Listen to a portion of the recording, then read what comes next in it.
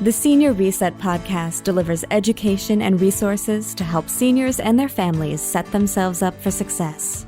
Each week, we dive deep with medical professionals and industry leaders to bring you answers to the questions that matter most. From the latest medical advice to financial strategies to staying ahead of scams, we'll build the toolkit you need to thrive. Here's your host, Joel Stewart. Hey, everybody. Welcome to the Senior Reset podcast. We are talking resources, education, solutions, entertainment, and training for the senior community and their families. We have a great show set up for you today. I have Lady T and Stephanie Fudge, and we are going to be talking about living with chronic conditions.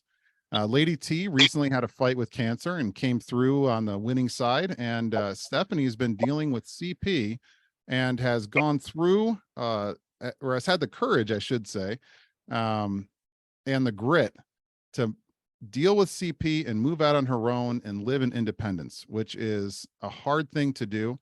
And so I'm going to have them basically tell a bit of their stories, and hopefully this is something that we can all learn from and be encouraged from. All right, so Lady T, I'd like to just start with you.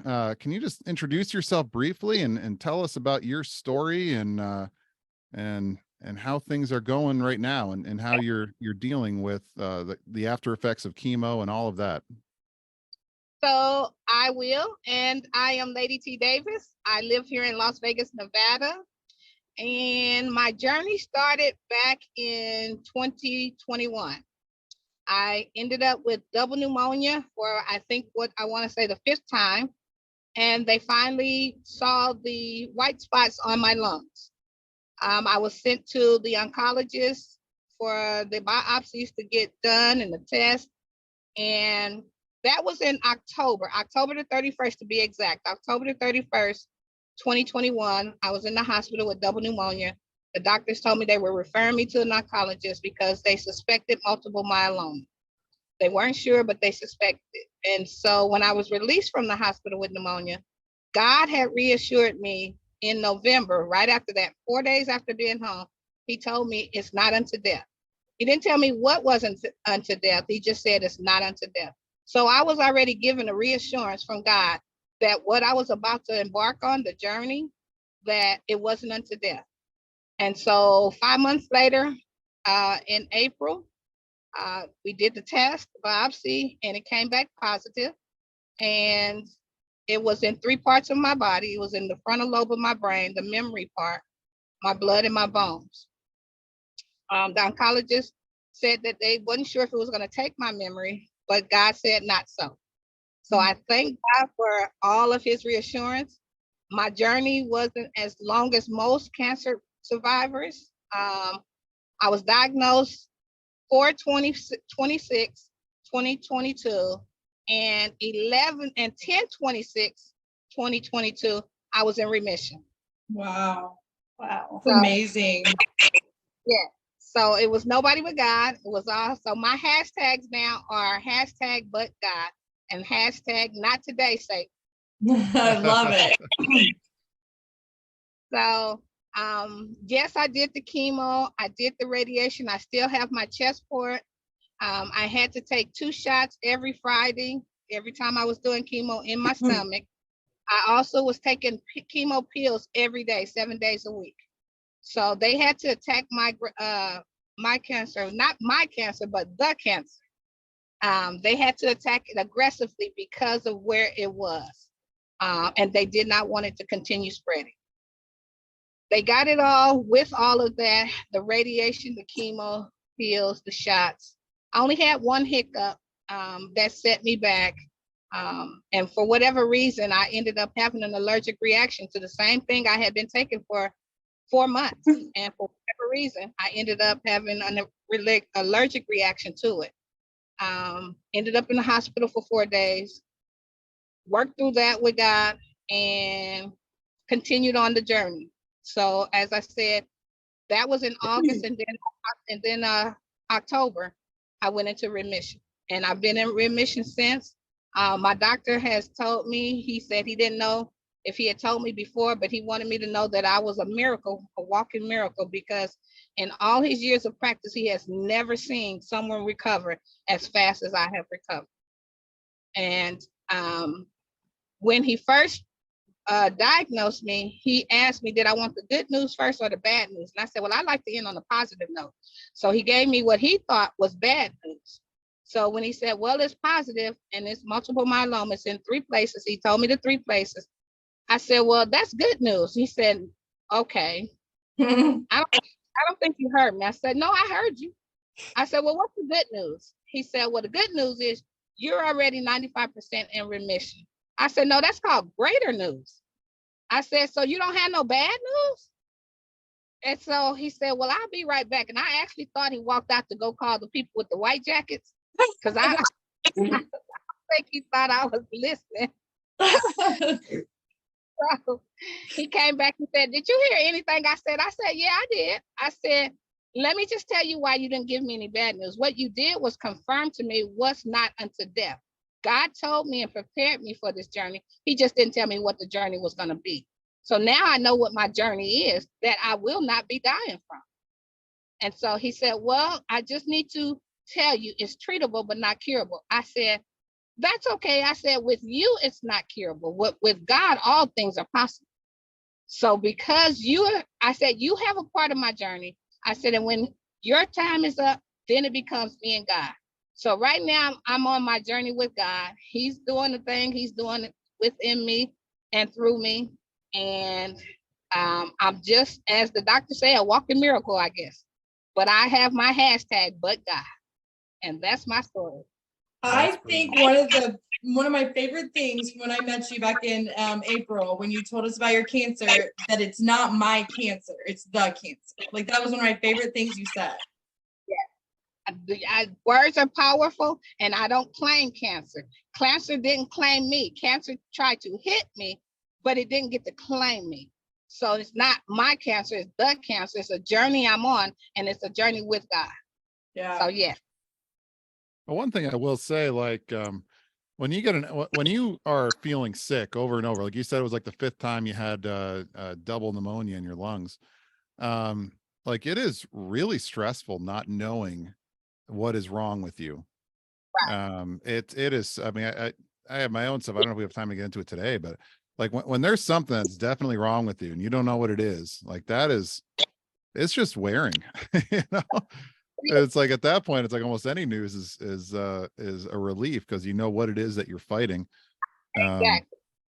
So with the chemotherapy and coming out of that, I've heard that chemo really can kind of like take a piece of you away, but you still seem to be in pretty good spirits. How's it been since the chemotherapy and dealing with like you might be in remission, but like what in your mindset do you deal with to stay as upbeat as you are?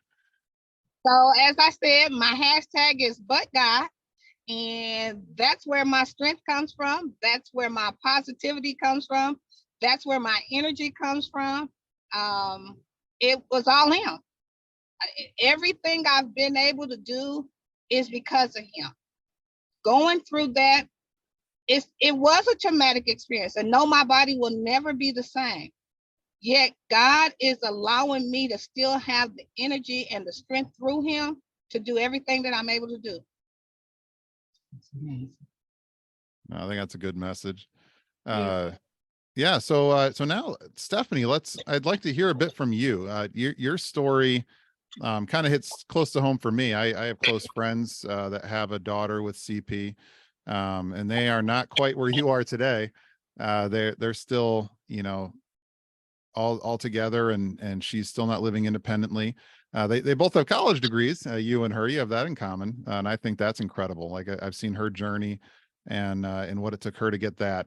And I understand like how amazing that was for you. So I want to hear a little bit about your story, and a little bit about your life, because that's also been, you know, a tough struggle. And you know, with Lady T, it was, you know, it was an event that caused this, you know, the struggle with the chemo and now dealing with the effects from the chemo. But with you, it's been your whole life. And so I'd like to, I'll turn it over to you now, and I'll stop talking and let you just kind of talk a little bit about, where you came from and how you got to where you are now. Okay, I am 41. As Joel said, I have a college degree. It took me 13 years to get the college degree. And right before I graduated college, my family and I went through some struggles and things, and I moved in with some roommates, and through that process, I decided I don't want to live with roommates anymore. I want to do this on my own. So one day, we were out looking for apartments, which are not easy to find with a disability because of all the things you have to look for. And we came to the property, and I went to get an application, and the manager told me to take it home and fill it out. Well, she didn't see me at first because you had to do it through an intercom. And when she saw me, she chased us down in the parking lot and showed us the efficiency apartment that was perfect for me because it was handicap accessible and had all the things I needed. We just had to figure out how much assistance I would really need. And then that's when we contacted my caseworker from Area 9, which is now Livestream, and they help us set up home care. And at first I was only getting 9 hours a day. Well, that wasn't really cutting it. So we had switched to Signal, and they made it to where I could get 12-hour care and be mainly independent throughout the day. And then I'm only by myself at night after I go to bed. But it was a struggle, and I had many emotions throughout the whole process.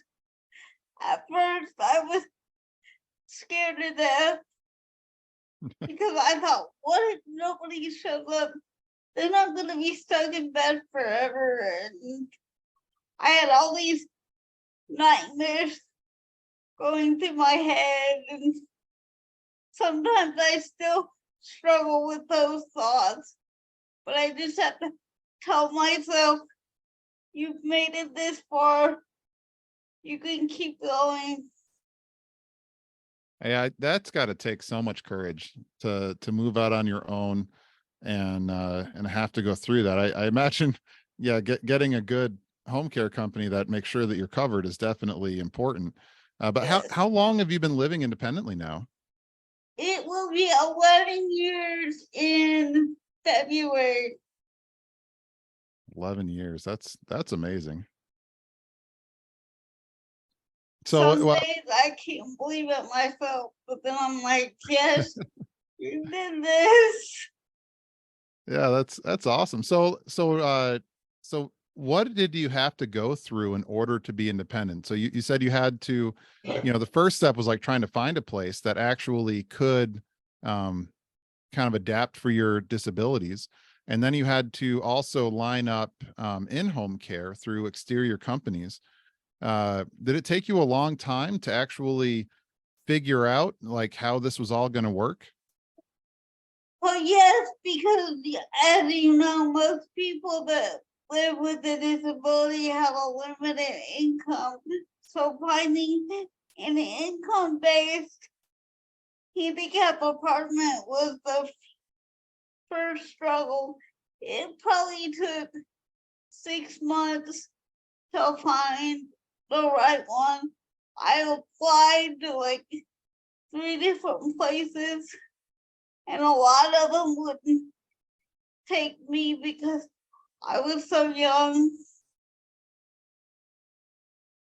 A lot of those income-based, they're geared for like 55 and older, so they were Yes. having trouble accepting you. Yes. And then you had to, you said when you initially moved out on your own, you didn't have enough hours. What did you have to go through to try and get enough coverage? You have to jump through all these hoops with Medicaid. It's a ridiculous process. The caseworker had to write, I think it was 2 or 3 different plans for them to finally accept one. Yeah, Stephanie has a combination of hands-on skilled hours and non-skilled waiver hours that she gets through Area on Aging. So there's 2 separate sources that you have to go to get those approved. And on the waivers, you have to justify the need on both sides. One requires a doctor's order, one does not. So the case manager had to basically justify why are you needing more than 9 hours and then take that to the state for approval. And that's a process because Yeah. the state likes to do things on their own time. And I was having to call my mom in between hours and go, I need to go to the bathroom. Can you come? Well, then she would get frustrated and I would get frustrated. And it was just a process. At one point, she looked at me and said, we need to figure this out, or you're going to have to go to a nursing home. And I was like, oh, hell, no, you don't say those words. So, yeah. So how many hours do you have now with the combination of the Medicaid and the Medicare? I get 84 hours a week, which is 12 hours a day. I have 8 hours of 8 hours of skilled and 4 hours of non-skilled. Thank you. Yeah, So to develop that plan, was it the local? So, we went over this in some previous podcast episodes, but the local area on aging, every state has their own. They're called different things. In Stephanie's area, it's called LifeStream. Yes. And they're nonprofit organizations that are going to help you figure it out. So were they able to help you come up with this kind of 2-tiered system? Or was it working with Signal or a combination of the two working together? It was a combination of the two. Yeah, we work hand in hand at Signal with the caregivers, like, because you have to apply for those separately. So we have to figure out who's going to give us this many hours and how many hours. Typically, they want us to get as many as we can from the skilled services, from traditional Medicaid. And then they'll supplement those hours on the non-skilled side. So you have to it's kind of a game, a balancing act. Who's gonna give you more hours and where are you gonna get the rest of them to fill them in? Got it. And just because I'm a horrible host and I didn't say this before, that is my co-host, Nicole Farmer. She is the director of Signal Health Group Indiana, and she's helping Stephanie today on site. So that's why. And I actually went to school with Stephanie. I've known her Yes. ever since kindergarten. Yes. And I think she's amazing. BFFs right here. Yeah, she her degree, we mentioned that she had a college degree and it may have taken her 13 years, but she got that degree in general studies and she uses that to advocate for herself and for others that struggle with the disabilities like she has. So I think that's pretty amazing. Thank you. Yeah, what you want to tell us a little bit about that?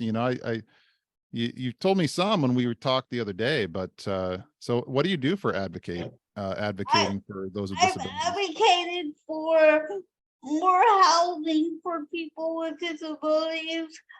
I have a certificate from the state of Indiana. It was called Partners in Policy Making. We met with legislators and they taught us how to write bills and things to get the things we needed accomplished. I worked with the Independent Living Center to increase support care, where it's self-directed, where you can hire your own caregivers. They're trying to get that off the ground. So I've helped with that. And basically just advocating for myself to make sure I get everything I need while helping others at the same time. And learning to speak up when you need things, and not trying to keep that quiet. That was a bit of a struggle. Wow, and you also do something for Signal Health Group. I've heard. She's our model. So when we have people that need checked off or their skill training, we use Stephanie because her level of care is high enough that they can kind of see everything, you know, from Hoyer lifts to bathing to all the things that she needs. But she likes to try to snake them out. She likes that, so she can check out who we've got coming up. Yes, and I'm like, I want this one. What do you look for in a caregiver when you're scoping them out? As long as they know how to use the Hoyer, and if they act like they care, that's basically all I look for. I mean, you have to work with somebody and get to know them before you're actually gonna know if it's a good fit or not. But usually first impressions tell you a lot.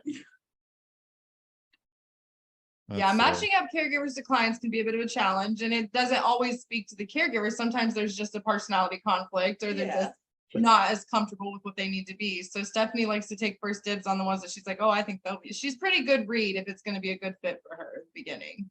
Yeah, I've had to go through quite a few till I got good at picking out the right fit. Do you think that it's trying to spot the ones that seem like they authentically care is kind of the key?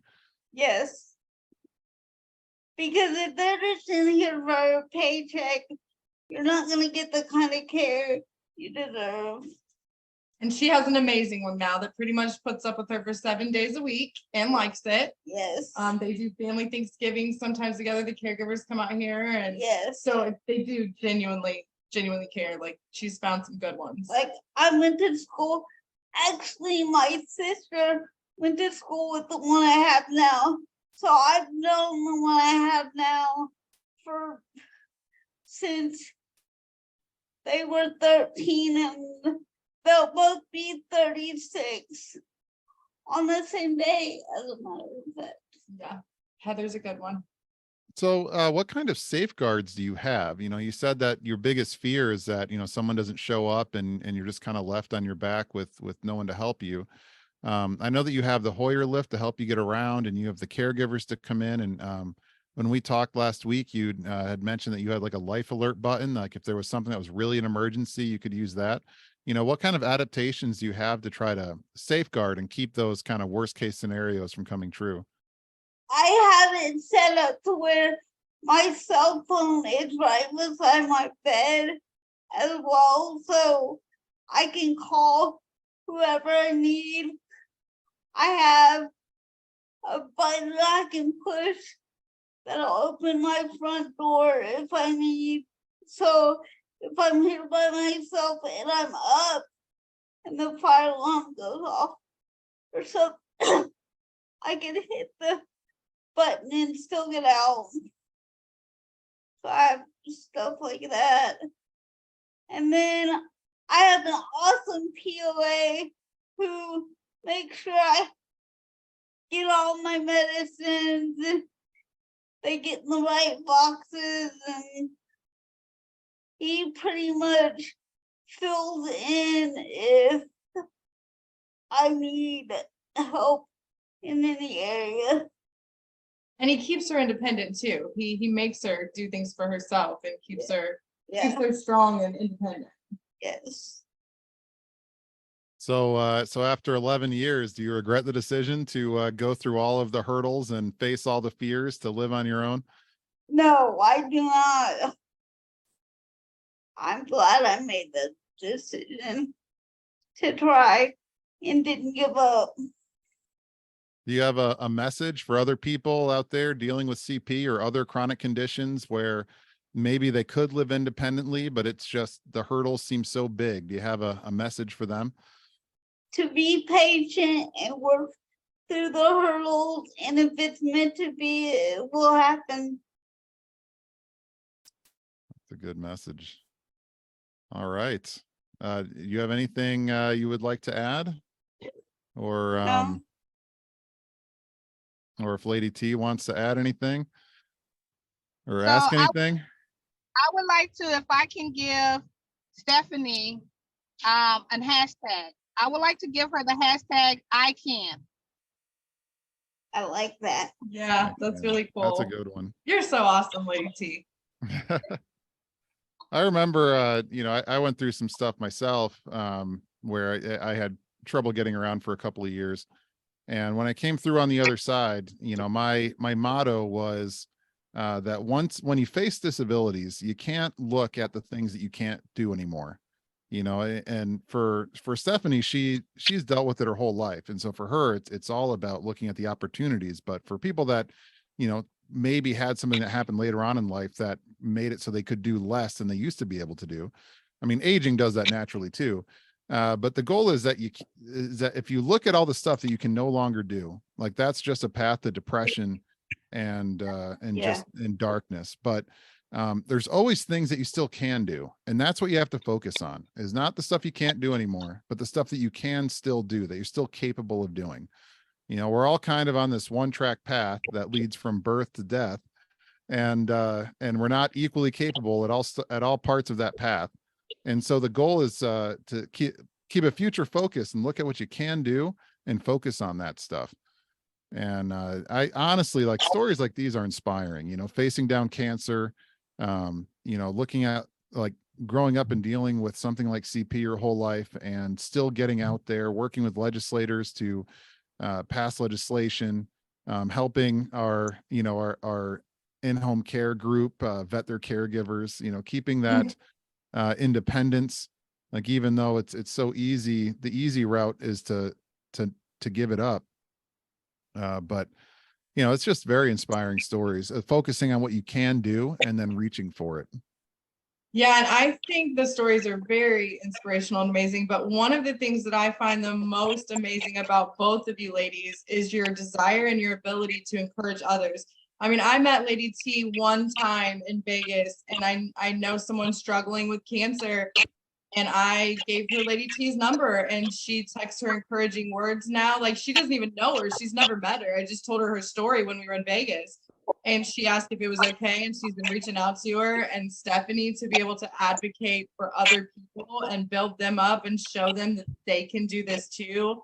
I think the fact that you guys just keep going and keep moving and don't let it stop you, that's great in itself. But your desire to want to build other people up through that is the part that amazes me the most. All righty. Well, thank you, everybody. Thank you for your time. And I hope you have a great day. You've been listening to the Senior Reset podcast. If you found today's episode helpful, please consider sharing with the seniors in your life so they too can live stronger, healthier, and more connected lives. Find all our episodes or submit your questions at signalhg.com/podcast. This podcast is intended for informational use and not as a replacement for medical diagnosis or care. Always consult your doctor if you have a medical issue.